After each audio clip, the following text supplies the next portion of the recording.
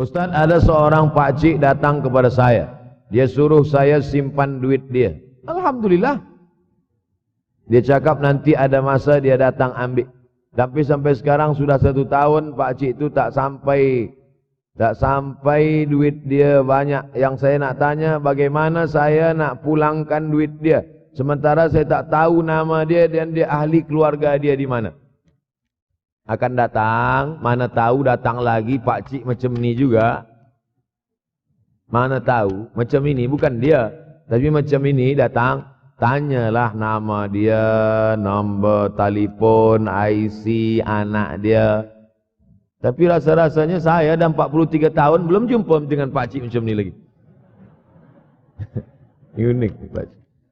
Sebab apa? Ini terkait dengan masalah harta. Wadi'ah. Wadi'ah adalah barang yang kita titipkan, yang kita wasiatkan, yang kita pesankan. Banyak orang masalah harta ini susah. Menguji emas dengan api, menguji manusia dengan harta, dengan uang. Disitulah baru nampak mana kawan, mana lawan kalau sudah terkait dengan benda, dengan materi, dengan harta, dengan duit, dengan uang. Oleh sebab itu maka tulis, ini barang dah jadi dah. Lalu bagaimana? Kita tak tahu dia di mana. Maka cari ahli warisnya. Ahli waris tak jumpa juga, balikkan kepada masalih ammah. Masalih ammah maknanya yang dipakai umat Islam secara umum. Masjid, hospital, anak yatim, usia mas, fakir miskin, bagikan kepada mereka. Bila kita ada pinjam uang orang, selepas 10-15 tahun kita nak bayar, kita tak tahu dia di mana. Anak cucunya pun sudah tak ada. Awak dah cari dia? Sudah Ustaz. Kamu dah cari anak menantu dia? Sudah. Di mana kamu cari? Di Google. Mana dapat? Carilah ke kampung dia. Tak dapat juga, maka diberikan kepada masalih ammah. Masalih ammah, kepentingan orang banyak. Kepentingan orang banyak, masjid, hospital, anak yatim, fakir miskin, orang banyak. Bolehkah saya bagi ke tahfiz? Boleh. Sebab tahfiz juga masalih ammah, orang banyak. Saya Fulan bin Fulan. Sekarang sudah terjadi banyak tanda-tanda kiamat kecil. Apakah antara tanda-tanda kiamat besar dan amalan yang boleh? Di antara tanda kiamat besar, datangnya Al-Mahdi, datangnya Al-Masih Dajjal, turunnya Isa Al-Masih, keluarnya binatang yang berbicara kepada manusia, terbitnya matahari dari barat. Tanda-tanda besar. Kita tidak disuruh mencari-cari, menunggu-nunggu, menengok-nengok. Allah Ta'ala bagi tahu itu, Nabi bagi tahu itu supaya kita siap-siap. Kalau kita dibagi tahu, kamu akan mati. Abdul Somad, kamu akan mati. Bukan saya nak cari-cari bila saya mati. Lalu kemudian saya datang ke doktor. Doktor, tolong cek jantung saya, kira-kira tahun berapa saya mati. Bukan. Bila kita dibagi tahu kamu akan mati, maka yang perlu kita siapkan adalah bekal untuk mati. Begitu juga dengan kiamat ini. Dunia akan kiamat. Bukan kita cari tahu bila kiamat akan terjadi, tapi maknanya kita siapkan bahwa rumah kita yang besar akan hancur, bahwa kereta kita yang cantik akan hancur, bahwa kita pun akan hancur dimakan cacing tanah. Maka siapkanlah bekal untuk menghadap hari kiamat. Itu maknanya. Yas'alunaka 'anis sa'ati ayyana mursaha. Mereka bertanya kepadamu bila hari kiamat. Qul la ya'lamuha illahu. Yang tahu hanya Allah sahaja. Manakala Nabi sedang sampaikan tazkirah, ada seorang bertanya, "Ya Rasulullah, mata sa'ah? Bila terjadi hari kiamat?" Nabi tak ada jawab. Nabi tanya balik, "Ma'adatalaha?" Nabi tak jawab. "Ma'adatalaha?" Apa yang kamu siapkan untuk menyambut hari kiamat itu? Apa jawab dia? "Hubbullah wa rasul. Hubbullahi wa rasulih." Aku cinta kepada Allah dan Rasulullah. Kata Nabi SAW, cintamu kepada Allah dan Rasulullah SAW sudah menyelamatkanmu. Maka yang perlu dari pertanyaan jamaah kepada Nabi itu menunjukkan apa yang sudah kita siapkan untuk menghadapi hari kiamat. Ustaz Abdul Somad, saya nak bertanya. Kita akan jumpa bulan Rajab dan Sya'ban. Puasa sunat apa saja yang dikerjakan di bulan Rajab dan Sya'ban?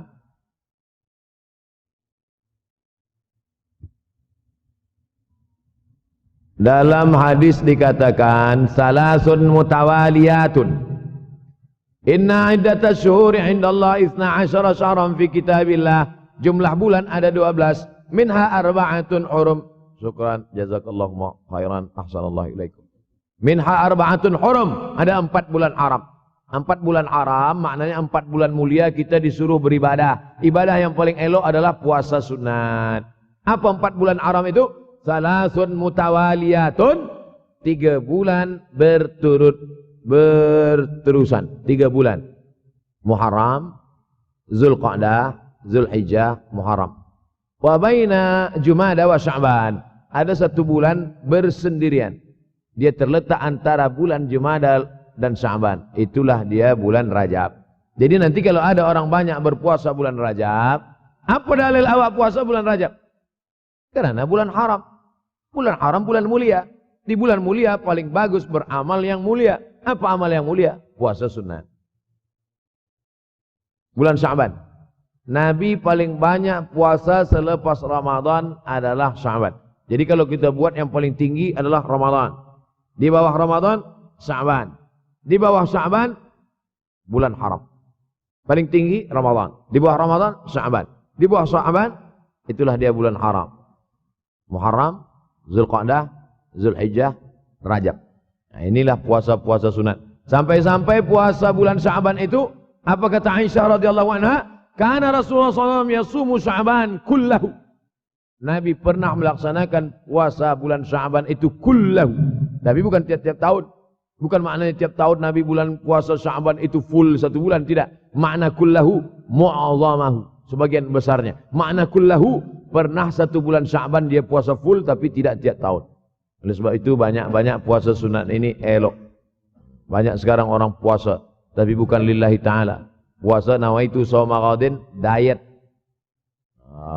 Niatnya takkan Allah. Berniat puasa karena Allah, dietnya dapat. Berniat diet, Allah tak dapat. Oleh sebab itu maka luruskan niat. Innamal a'malu binniat. Apa doa untuk lembutkan hati seorang lelaki yang kita sayangi? Salat sunat hajat. Usolli sunnatal hajat. Hajatnya apa? Dalam hati. Jangan cakapkan di situ.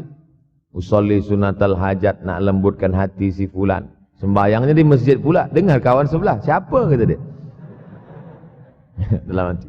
Allahu Akbar. Selepas itu di sujud terakhir. Aqrabu ma yakunul abdu min rabbih wa huwa sajid. Seorang hamba paling dekat dengan Allah manakala dia bersujud.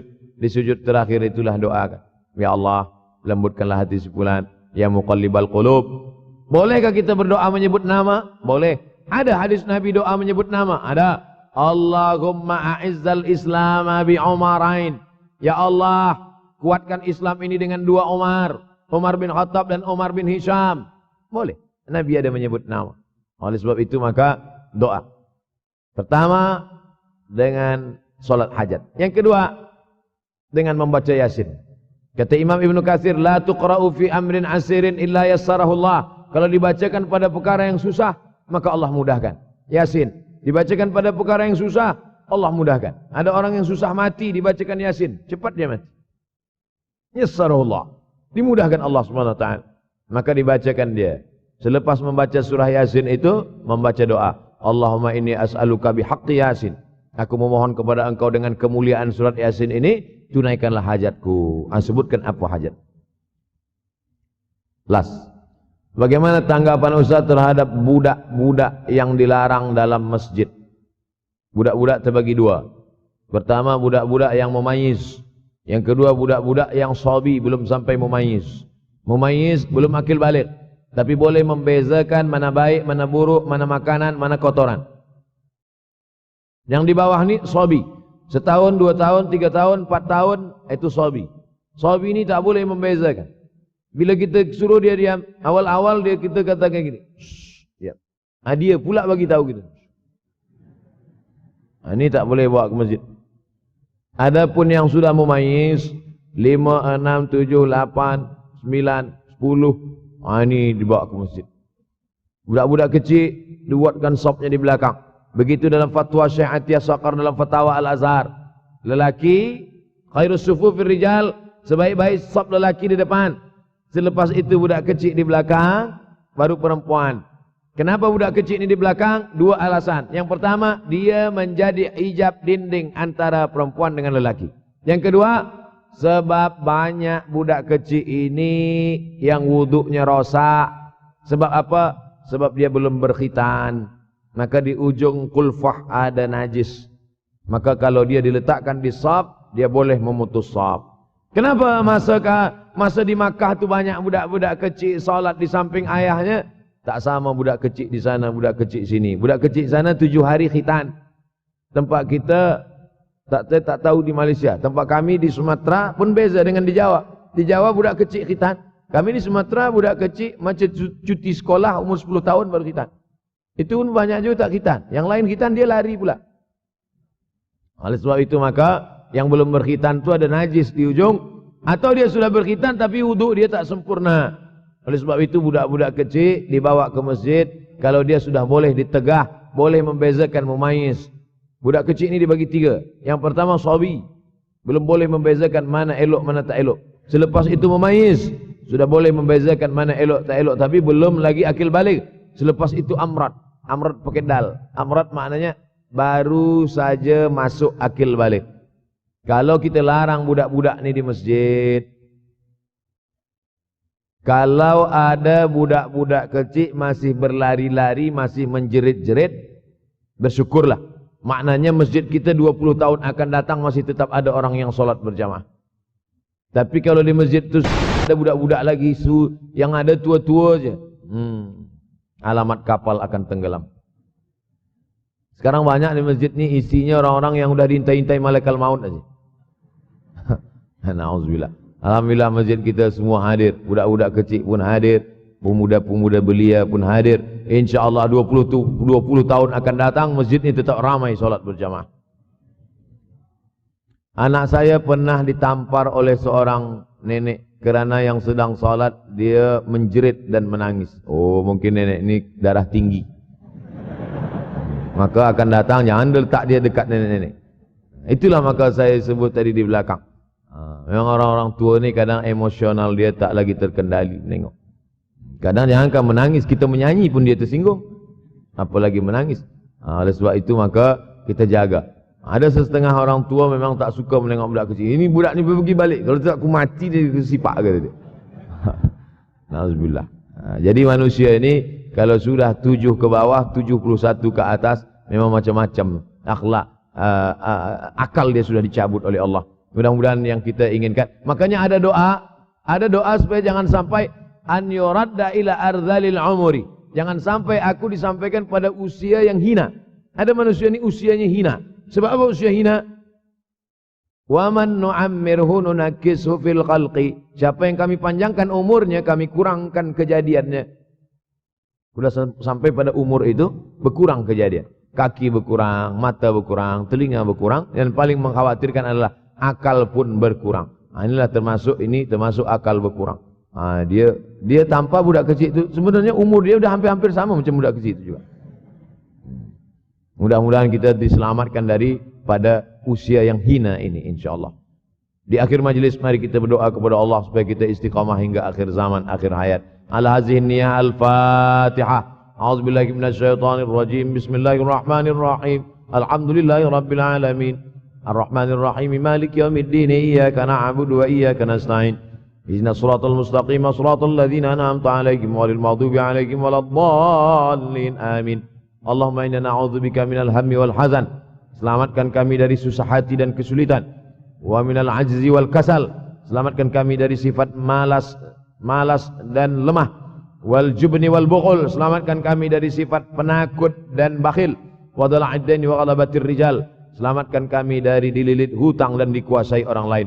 Allahumma inna na'udzubika min ilmin la yanfa'. Selamatkan kami dari ilmu yang tak bermanfaat. Wa min qalbin la yakhsha'. Jauhkan kami dari hati yang tak takut dan tak khusyuk. Wa min nafsin la tasma'. Jauhkan kami dari nafsu yang tak pernah kenyang. Wa min du'ain la yusma'. Selamatkan kami dari doa yang tak dikabulkan. Allahumma inna na'udzubika min azabil qabri. Selamatkan kami dari azab kubur. Wa min azabi jahannam. Selamatkan kami dari azab jahannam. Wa min fitnatil mahya wal mamat. Selamatkan kami dari fitnah hidup dan mati. Wa min syarri fitnatil masiihid dajjal. Selamatkan kami dari fitnah al-masih ad-dajjal. Allahumma tahhir qulubana. Sucikan hati kami. Allahumma ja'alna minat tawabin. Jadikan kami orang yang bertaubat. Waj'alna minal mutatahhirin. Jadikan kami orang yang mensucikan hati. Waj'alna min ibadikas salihin. Jadikan kami hamba-hambamu yang saleh. Rabbana la tuzigh qulubana. Jangan kau palingkan hati kami ba'da idh hadaitana, setelah engkau berikan hidayah kepada kami. Allahumma dzakkirna minhu ma nasina. Buat hati kami ini ingat, jangan sampai lalai kepadamu ya Allah. Ya muqallibal qulub. Wa engkau yang membalikkan hati, sabbit qulubana. Kokohkan hati kami ala dinik wa ala ta'atik, dalam agamamu, dalam ketaatan kepadamu. Allahumma tsabbitna ala al-iman wal islam. Kokohkan kami dalam iman dan Islam. Allahumma ja'alna minal ladzina yastami'una al-qaula fayattabi'una ahsanah. Jadikan kami orang-orang yang mendengarkan nasihat yang baik lalu merubahnya menjadi amal yang baik. Rabbana atina fid dunya hasanatan wa fil akhirati hasanatan wa qina adzabannar. Wa sallallahu ala sayyidina wa maulana Muhammad wa ala alihi wa sahbihi wa sallam. Walhamdulillahi rabbil alamin.